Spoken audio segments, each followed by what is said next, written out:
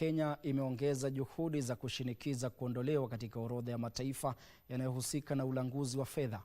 Katibu katika Wizara ya Fedha Dr. Chris Kiptoo amesema Kenya inanuia kuzindua mabadiliko yanayonuiwa kurejesha imani kwa mifumo ya fedha ya serikali ili kuimarisha uwezo wa kuwavutia wawekezaji na kuimarisha masoko ya kifedha. Kwa taarifa hii na nyingine, hii hapa kitengo cha Kapu la Biashara. Kenya imeorodheshwa miongoni mwa mataifa yanayoshuhudia kwa wingi ulanguzi wa fedha tangu mwezi Februari mwaka 2024. Ni hatua ambayo inaweza kusababisha gharama ya ubadilishanaji fedha, kuhujumu mahusiano ya taasisi za kifedha na kuvunja imani ya wawekezaji wa kimataifa.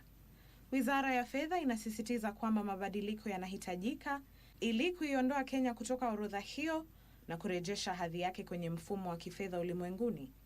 Mabadiliko hayo yanalenga kuziba mianya ya kisheria, kuimarisha uangalizi wa hatari zilizopo na kuianisha mifumo ya serikali ya kukabiliana na ulanguzi wa kifedha na ufadhili wa vitendo vya kigaidi na ile ya kimataifa. Our country has made commendable progress in addressing the strategic deficiencies identified by the Financial Action Task Force.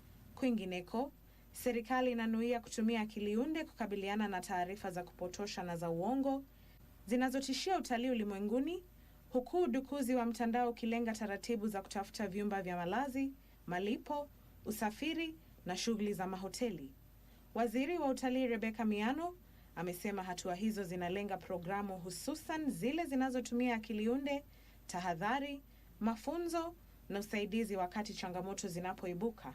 Our ultimate goal should be to contribute meaningfully in creating safety nets against likely shocks as a way of enhancing sustainable global recovery. We should aspire to a tourism sector that is stronger, greener, smarter, and more inclusive. Na mwishowe, Bodi ya Udhibiti wa Dawa ya Kuangamiza Wadudu itawachukulia hatua wenye maduka ya dawa na vifaa vya kilimo na mtu yeyote atakayepatikana akiuza, kusambaza au kutumia dawa ya kudhibiti mchwa iliyopigwa marufuku humu nchini mwaka 2021. Bodi hiyo imeeleza wasiwasi wa kuwepo kwa dawa hiyo yenye madhara humu nchini licha ya marufuku hiyo. These pesticides are putting a lot of risk to the consumers of those produce. And locally, and even when it goes to for a foreign market, we are losing that market. Ndutamo Kami, Darubini.